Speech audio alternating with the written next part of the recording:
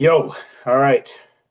Getting into the last Friday of this month, and actually the last Friday of the quarter, what we're going into in the second quarter of the year 2026. So second quarter of 2026 is done here in just a few days. So um, I'm assuming you're a type of individual who loves really cool books that helps give you a little bit of insight in things, give you a little bit of feel good, whatever.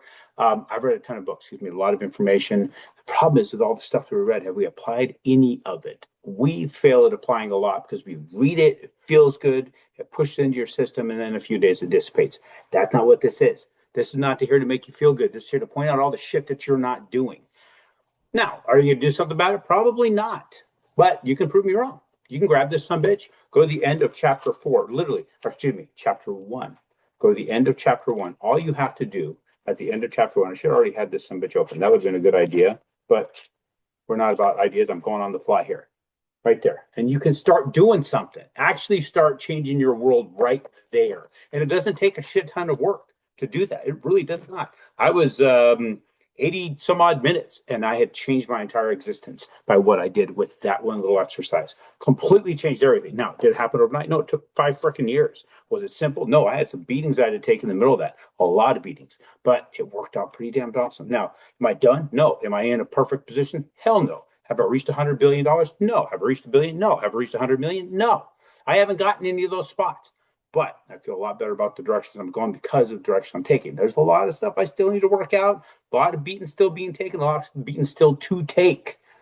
But at least there's a formula here you can put to work. So take a look at it if you haven't yet. And if you've got it and you haven't read it, crack it open. Go through chapter 1 and try that out. If you've read the book and you haven't tried that out, get back in there, quit jerking off, get in there and start working on this stuff because it's going to change your world. It really is. You just have to, a little bit of movement, little bits of movement take you a long way. So what are we looking at this week with respect to interest rates? What's going on with the market? Everybody keeps asking me, did rates go down? I get to hear that all the time. That's the wrong freaking question, guys, because Wall Street's not sitting around deciding what your rate should be. It's deciding what your future dollars are worth. This last week is a perfect example. You go to Tuesday, mortgage bonds improve, but mortgage rates barely improved. Why would that be the case? Because lenders don't instantly react to the market and the bond movement. It doesn't. It actually wants to see how it settles in. Sometimes the market moves much faster than the pricing, much faster than the adjustments of the interest rates.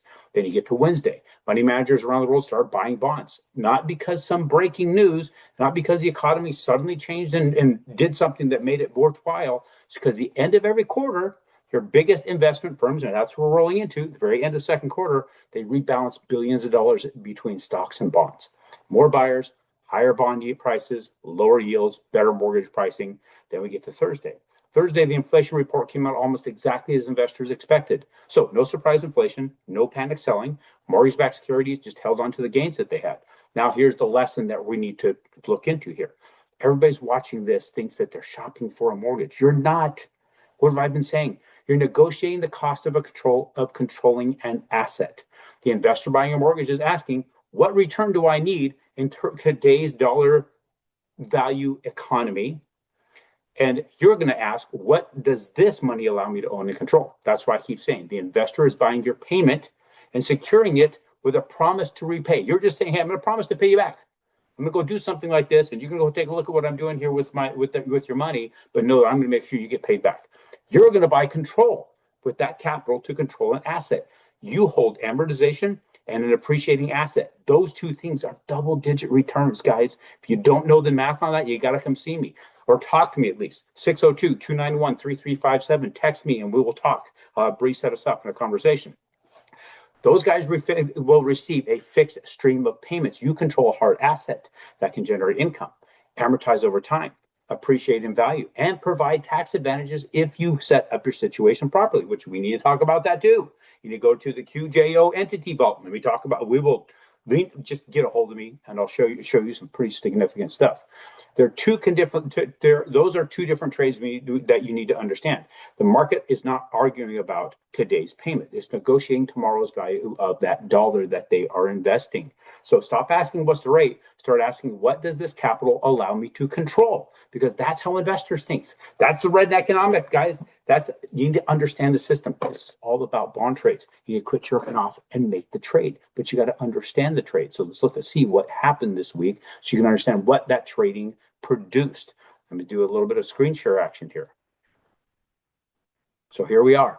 As I said, we got to all these improvements, right? Because what ended up happening with the different rebalancing and all the different stuff, right, that was going on in the market.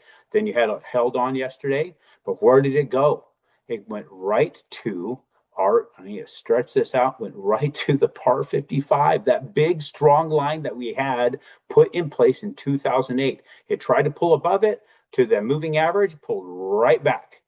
So then it pulled back and it held right there at par 55. Today, it jumped back up to the moving average, right where it stopped. That's where it opened.